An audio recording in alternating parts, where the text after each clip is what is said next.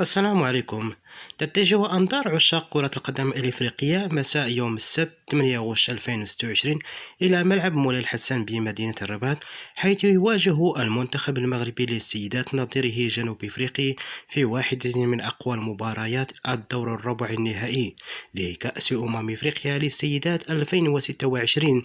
تدخل لبؤات الأطلس هذه المواجهة بطموح كبيرة، مستفدة من عامل الأرض والجمهور، بهدف مواصلة مشواره القاري والوصول إلى الدور النصف النهائي.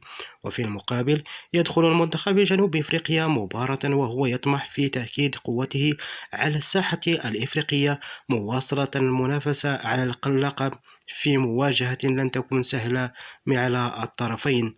المباراة تحمل أهمية كبيرة للمنتخب المغربي، خصوصا أن جنوب إفريقيا كان طرفا في النهائي نسخة 2022 بالمغرب، ما يمنح هذه المواجهة تكهنات خاصة وتزيد من حجم الترقب الجماهيري.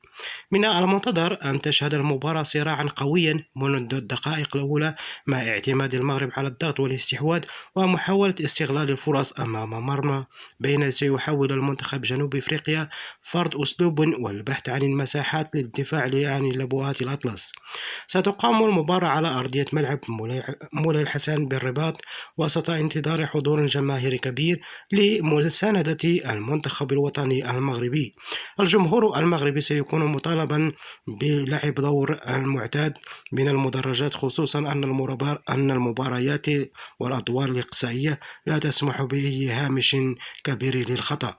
الفوز في هذه المواجهة سيمنح المنتخب متأهلا بطاقة العبور إلى النصف النهائي، كما أن الوصول إلى المربع الذهبي يربط أيضا بحسب بطاقة مباشرة إلى كأس العالم للسيدات 2027.